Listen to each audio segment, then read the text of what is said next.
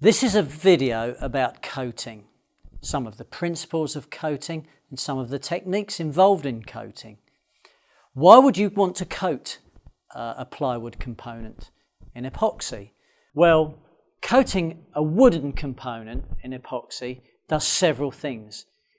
It enhances the stiffness of that part, and it also inhibits moisture and also inhibits oxygen, two of the main components that cause rot. By inhibiting moisture, you really limit movement and you really stabilise the wood structure. Now, perhaps as a small project on your boat, you might want to make some plywood washboards or plywood locker lids that will last for a long, long time. And of course, it's such a good idea to apply several coats of epoxy over those to make them very, very water resistant indeed. Now, your choice of hardener will in many respects be driven by what the ultimate surface finish will be. If it's painted, then any of the standard hardeners will suffice. The 205 or the 206 hardener are perfect depending on conditions. For a clear coating where you're looking to see the wood grain below the final varnish layer, then the 207 special coating hardener is the hardener to choose. Now, what I want to illustrate on this piece of plywood here is choosing that correct hardener. What I'd like to do is use the 207 special coating hardener to do this. Now, of course, fundamental to success is surface preparation. And what we want to make sure here is that the surfaces are clean, dry, and well abraded. So for coating, what do I need? Well, I need my special coating hardener, my 105 resin, mixing pot, roller sleeve, mixing stick, roller tray, and of course, to meter this at the correct ratio, I need the 3:1 pump set, which is always labelled 303, A, B or C, according to which pack size you're installing this in. 303 denotes the 3:1 pump set. It is important that you use the total 303 pump set because the resin pump and the hardener pump will deliver the 3:1 ratio. You can't use a 301 resin pump with a 303 hardener pump. It won't give the correct ratio. So it's very important to remember that. Now, of course, before I start using these materials, I'm going to make sure I've got good personal protection. I've got long sleeves on. I'm going to put some gloves on to avoid skin contact.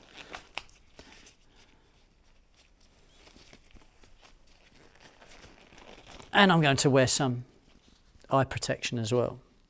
So I can now install both the resin and the hardener pump into each container, making sure that they're well secured. And the first step is to make sure that I've primed the pumps. And I just do that just by making sure I pump gently.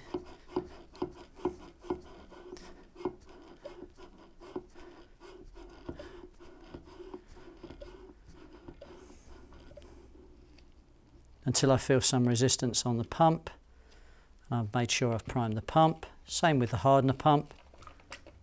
Just a little shot in there, just to make sure I've primed it. I'm just going to put that to one side and then start with a fresh mixing pot.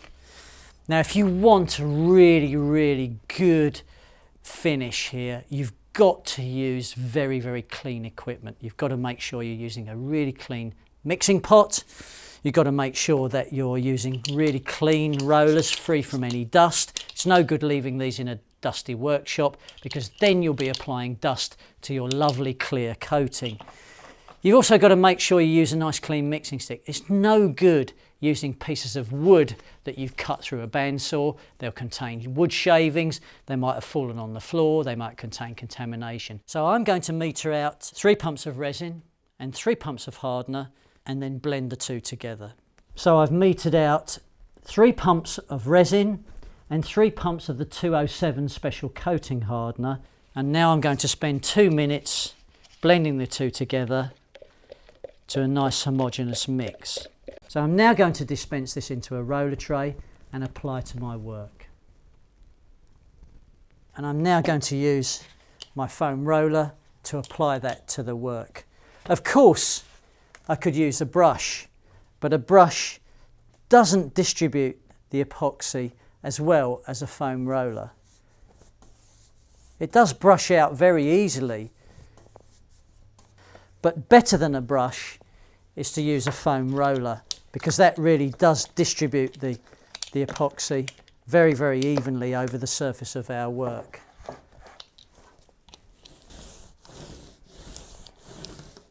You can see a strong colour change occurring here. That's a good indication that the epoxy is wicking into all the surface wood fibres. Very, very important to achieve a good tenacious bond. You'll notice that the epoxy mix in the mixing pot has that subtle greeny tint to it, but once it's on the work in a thin coating, you don't see that. But it does mean that it has this UV inhibitor in there, which helps in its resistance to UV damage. You must protect a clear epoxy coating with a very good quality 2-component varnish system with a good UV inhibitor in it. It's a good idea to do this process whilst the wood is cooling down. That avoids the air in the wood fibre trying to pass out through the epoxy coating and causing lots of air bubbles. We refer to that as outgassing, and it's referenced in all of our technical literature when it comes to coating. So I've distributed my epoxy all over the surface of my part. But now I'd want to do just something else just to finish this surface off, and that is to say I would like to level the surface, and we call the action of that tipping off the surface. And we can do that with a mixing stirrer, with a foam roller cut in half, and we can use that rather like a paint pad to drag that down and just level the surface. And the first coat I always do with the grain, like this.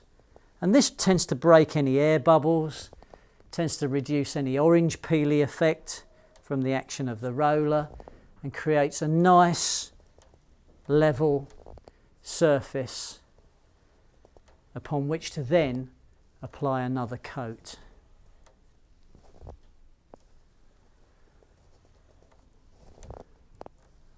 You see, I'm being careful to make sure that I tip off every single square centimetre of the coating, and I get a nice level, evenly distributed epoxy coating. I'm going to leave this now to tack till it becomes as sticky as masking tape. Then I'm going to carry on the coating process and add another coat, and then do the same thing again, allow that to tack, then the same process again until I build up to 3, possibly 4 coats before I stop, and then I leave the whole coating to cure before coming back possibly the next day and lightly abrading it with something like 180 grit paper, nothing finer than 180 grit paper, and then carrying on with a 2-component varnish system with a good UV inhibitor in it to give me clear coated, very, very durable wooden parts. So returning to our panel that we've applied 1 coat to, we're now going to apply a second coat just to illustrate how quickly the film thickness builds up. It's very important that you apply more than 2 coats, because film thickness really corresponds to how water resistant the final panel will be. Epoxy is incredibly water resistant, but it does depend on film thickness to do its job. So I'm going to now mix up 4 pumps of the resin and 4 pumps of the special coating hardener. Remember, this is a 3-to-1 system, so we've got the 3-to-1 pumps installed.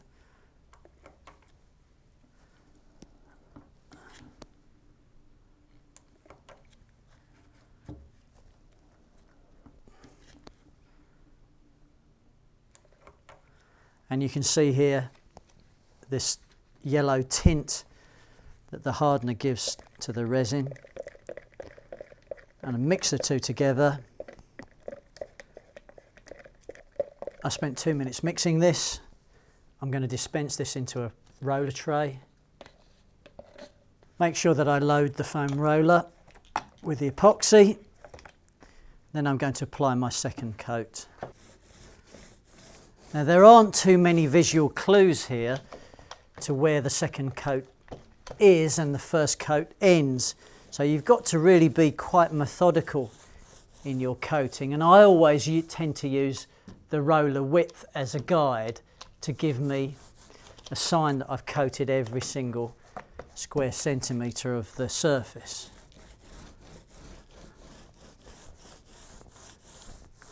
You can see quite clearly that the surface coating is building quite rapidly. And that might make you think, oh, I only need 2 coats on here, but it's always wise to add your minimum of 3 coats to get a good, robust coating thickness.